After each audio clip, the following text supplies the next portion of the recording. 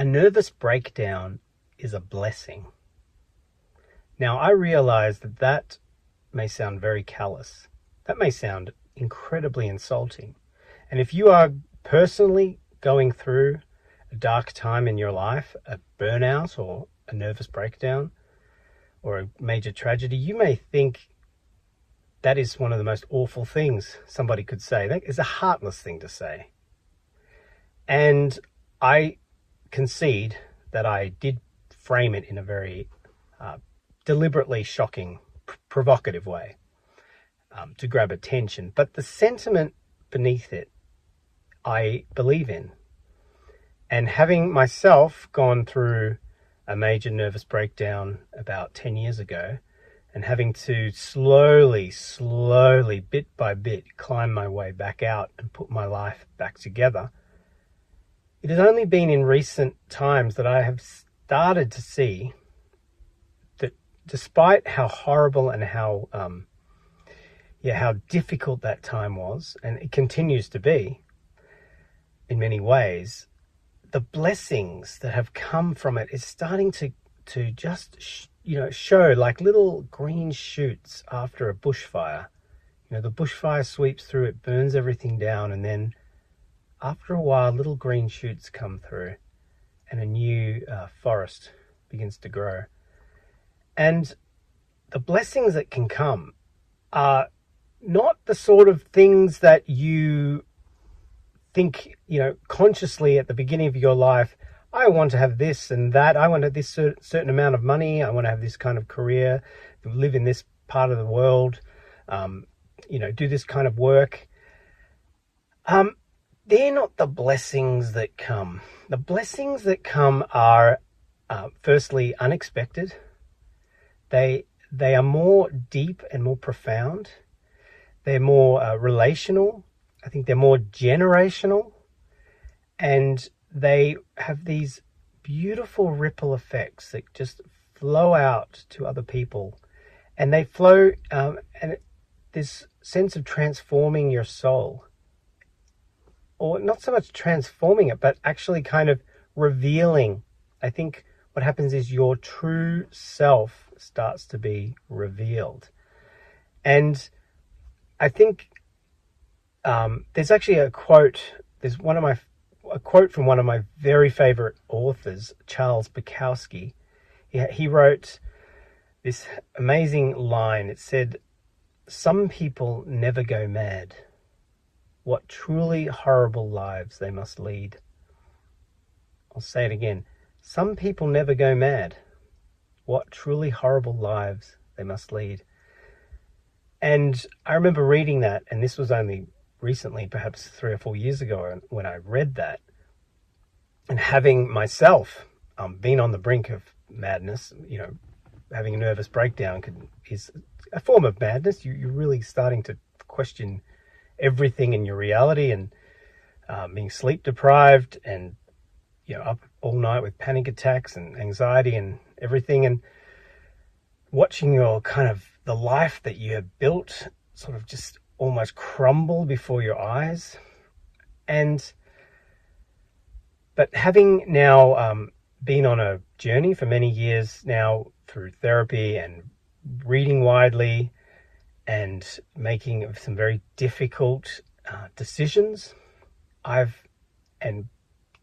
and putting my life back together in a new way, a more mindful way. I look around now and I see people who are completely repressed.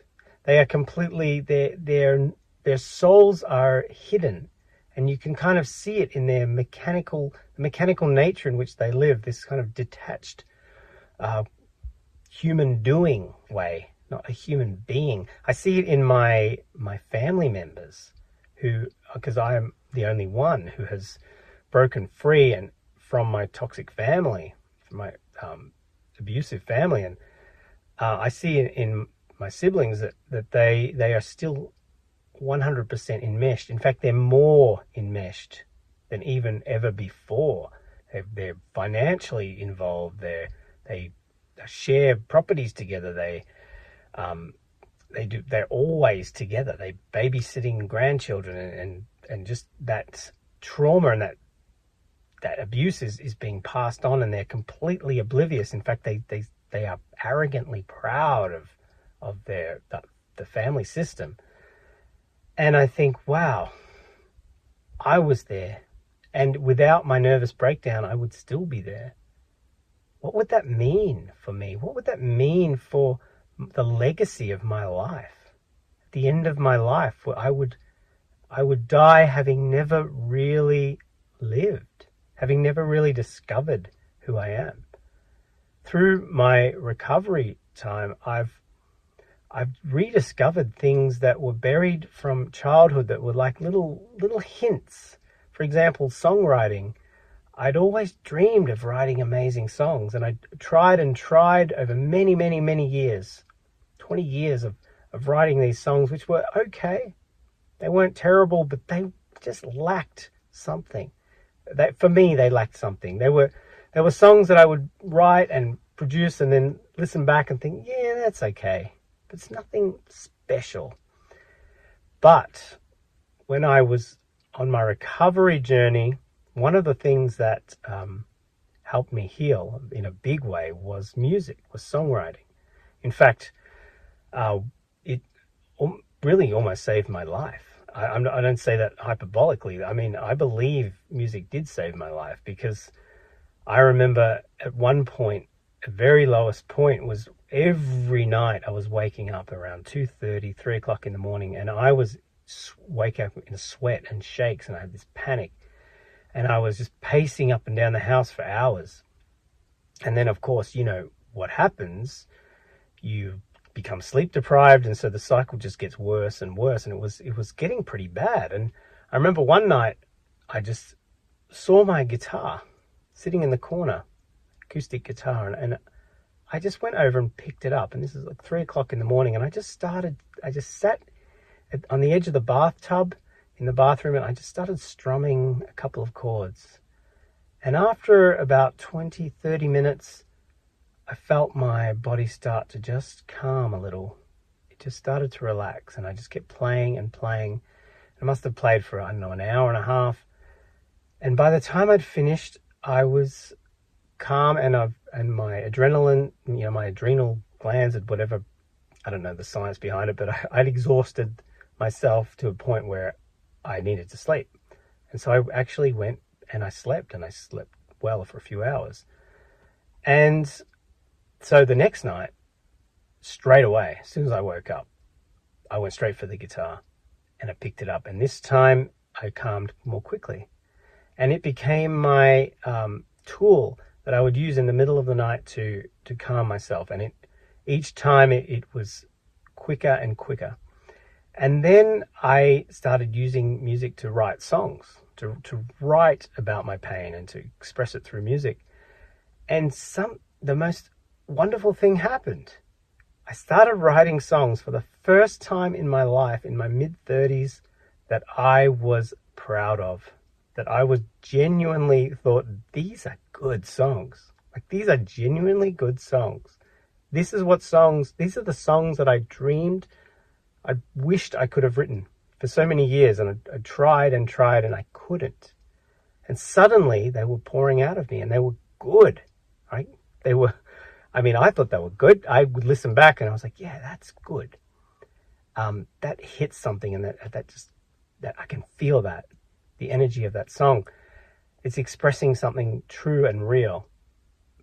But I only was able to do that, I see now, because of the pain that I went through, because I had to strip off all the fake, all the posing, I had to dig out the true self.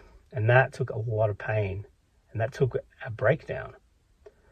And so I use that's only one example. There's other things in my work, in my relationships, friendships, just the way that I am in the world now. I just feel like I can just be free to be myself in a way that I've never felt in the first, 40 years of my life. I never felt this sort of freedom.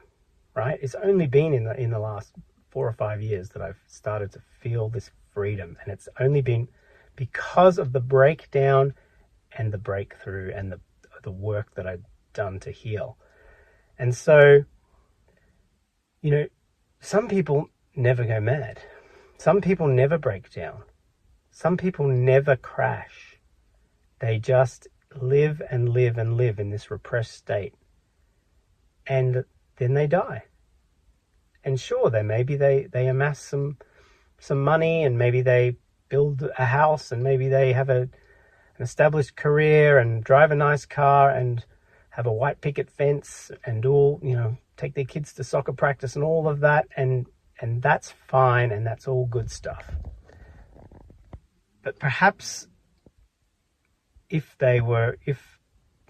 I'm talking about people who have, childhood trauma, who have been traumatized and don't know it a lot of the time, they don't realize, because they're still so enmeshed with their family, they don't see it. And because they don't see it, and they're not forced to have that breakdown and tear apart and then rebuild themselves in a new way, what are they missing?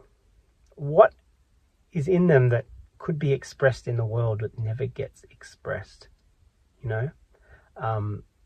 And so that's why I say that a nervous breakdown is a blessing, or it can be a blessing. I want you to see it as a blessing, even though that might be very difficult to do, depending on where you are on your journey. But if you can believe that it is, and I'll add one more thing that I think is crucially important, is to not compare yourself with other people. I know that's a cliche. People say don't compare yourself. But I think when you are on a healing journey, it is really, really important that you do not compare yourself to anybody. Yeah? Because if you're having a breakdown and your life is falling apart and you're going to face traumas that you didn't know were there, and complex trauma, and you're on the rebuild, that could be a decade of your life in the wilderness or more. And so obviously you're going to be behind, quote unquote, everybody else who is pushing on ahead in their careers and their finances and their families and relationships. You're going to be behind naturally, right? So comparing yourself is just going to cause you all manner of, heartache, right? And for better or worse, you just need to accept the reality that this has happened to you, that your time on earth, for whatever reason, you have been destined to go through this hell.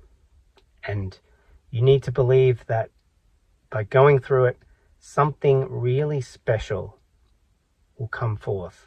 And it might take a long time. It might take 20 years. It might take 30 years.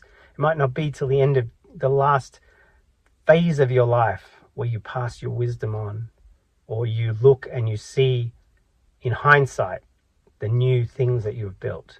And they might not be the traditional markers of success. They might be. In fact, I'm believing for myself and my family that they will be that as well. But they will be coming from a very authentic place this time. So in conclusion, it's very important that you hold on to the belief at all times that whatever is happening, that it is for your higher good. It will be for your higher good. It will bless you and it will bless others eventually. Peace.